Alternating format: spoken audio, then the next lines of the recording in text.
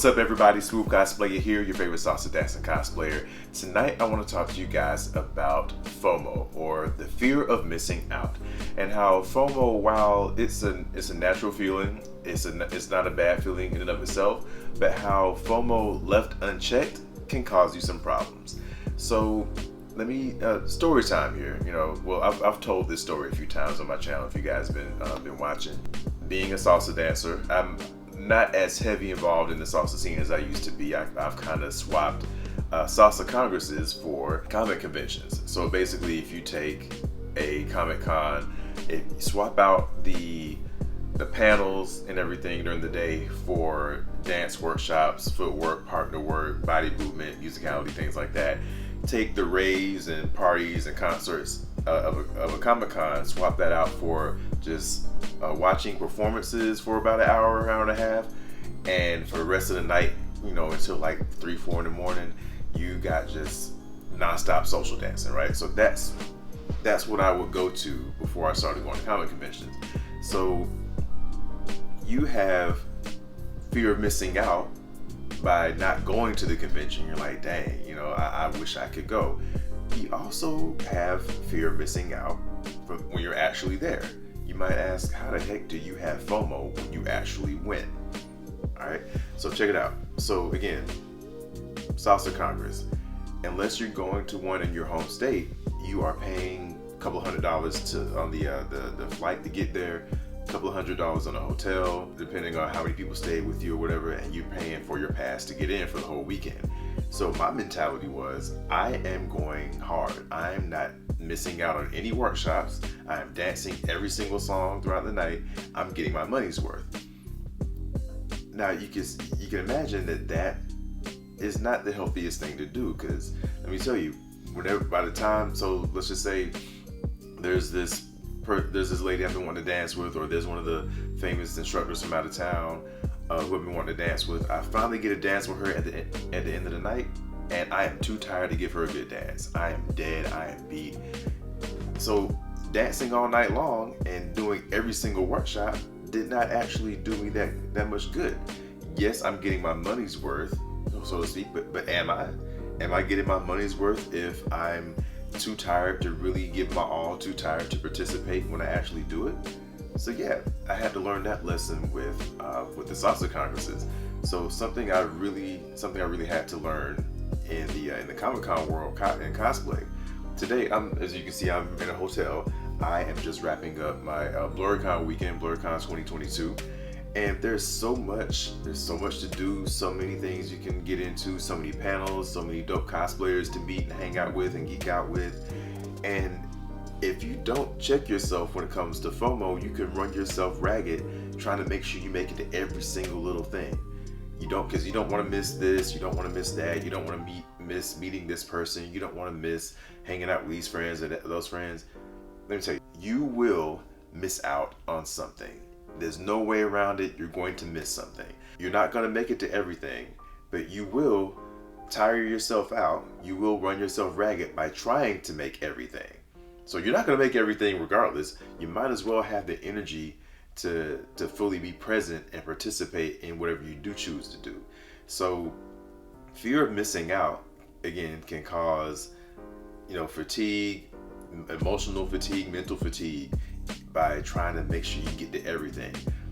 Pick a few things that you want to do. Pick a few times that you want to go hang out. And again, you set a schedule, and sometimes it's almost like when Mike Tyson says, everybody has a plan until they get punched in the mouth. Hopefully nobody's getting punched in the mouth at a con, but you have a plan, and then something might derail those plans. Be flexible, be willing to go with the flow, take the disappointment, process it for a second, move on to whatever else you can do. Don't let that fear of missing out at the con make you tired, and then again, you're still missing out on something at the end of the day anyway. Pick your battles, or pick your panels, pick your hangout times. Just be strategic with it. Go with the flow, and just don't exert yourself trying to make it to every single thing. That's how FOMO can mess you up while you're actually at the con. Now, of course, the obvious one, FOMO, from just plain missing the con at all. I had FOMO last year. I chose not to do any cons last year, so I missed BlurCon last year. Now I was doing it for a good reason. You know, I wasn't comfortable with putting myself out there when it comes to COVID yet. Didn't want to bring anything home to the kids. I got young kids that were not vaccinated at the time. Now, even though I was doing it for a good reason, that didn't stop me from having the BlurCon blues during that weekend. I'm sitting at home. I'm like, man, I want to be where the people are. I want to be where my geeky people are. So still seeing those. I told myself I wasn't gonna look at people's photos, but you know that didn't work. So it was nice to see people having fun, but at the same time, I'm like, dang, I wish I was there. So you got FOMO from missing out on cons. I missed out on one earlier this year. I wanted to go to HBCU Con back at the end of April, going into May. Big shout out to CC the Geek. I heard she put on an amazing con at HBCU Con. I wanted to go. I unfortunately got let go from my job back in March. Now, I had not yet bought my plane ticket for HBCU Con. Could I have gone? Could I have financially made it work? Yes. Would it have been a wise financial decision? No. I just did not feel comfortable doing that, knowing that I didn't have a job and I wasn't sure when I was going to get hired again. So I made the smart move, the wise decision. You know, I have a wife and kids at home. You know, I got mouths to feed, got bills to pay. I was like, you know what, that can wait till next year. I'm not going. Fear of missing out could have made me make an unwise decision. Again, could it have worked? Did I have the money to do it? Yes. In hindsight, I'm only a month into a new job. It is now July, so I spent about 2.5 to 3 months not being employed. So had I made the wrong decision, that could have been detrimental to our livelihood. I say this to say this. Now there's every once in a while, like a few times a year, I hear these horror stories of cosplayers. Now I'm not trying to judge everybody's particular situation. You know, you might have a con that you've already paid for and then some hardship hits, and you know, you might as well go to the con anyway because you already paid for the trip, you already paid for the hotel, you already paid for the pass or the flights or whatever. You know, do what you do. Like, I'm not judging every single situation.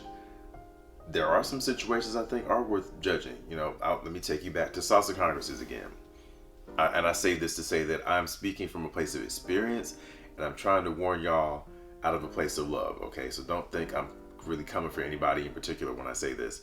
So I want to say San Diego Salsa Festival 2008. I had a friend who stayed with me for a Salsa Congress in Atlanta. He said, hey man, you know, we got the San Diego Salsa Festival in September. I work for the event. I can get you a free pass. You can stay with me. All you gotta do is get you a plane ticket. I was fiscally irresponsible. I did not save up money. I'm waiting to buy my ticket at the very last minute, and I'm able to do it, but the day that I was able to buy the tickets was, of course, the day that I was going. The day that I had the money for the tickets was the day that the prices shot up, skyrocketed. I had money for my bills, I had money for rent, I had money for the flight. I did not have money for food, right? So my friend, you know, being a good, you know, friend that he is, gave me a little tough love. He paid for my food the whole weekend. But he was like, dude, you know, you gotta get your finances together. You know, he said it in a very kind but stern way. You know, so he let me know I needed to get myself together. So just like he did for me, I'm telling y'all, if you want to go to a comic convention, you want to go to a con, you want to go cosplay, that con will be there next year. I know how bad you want to see your friends at the next con. They will be there. Okay? Don't go to a con just to come home and have a slip on your door that you're getting evicted. Don't go to a con just to have your phone cut off. Don't go to a con just to have your lights off when you get home. Make smart decisions, y'all. Okay? I'm not trying to come for anybody. I'm not trying to judge and shame. I want y'all to succeed. I want y'all to thrive and live life. Yes, cosplay is life, but cosplay ain't life. You know, cosplay will always be there. You know, but if you waste your money doing that and you come home to lights cut off, phone cut off, not having an apartment, you know, you might regret that. Don't be irresponsible and go to this con just to have to put up a GoFundMe to get your bills paid. Like, think about that before you go. Pay them bills first, okay? Be responsible. That's all I'm saying, y'all. So yes, FOMO. It's a natural thing to experience. There's nothing wrong with feeling FOMO, with the feeling like, I wish I could do this, I wish I could do that, whether it's the con itself or wishing you could make it to every single thing while you're at the con. Just don't let it go unchecked, because it can hurt you physically, it can hurt you mentally, it can hurt you financially. Alright, that is it, y'all. Y'all have a good night, y'all have a good time at whatever con you're going to next. Please be safe out there. Good luck on your costume builds. Please hit that like button, that subscribe button, that share button, leave me some comments, and I will see y'all at the next video. Peace.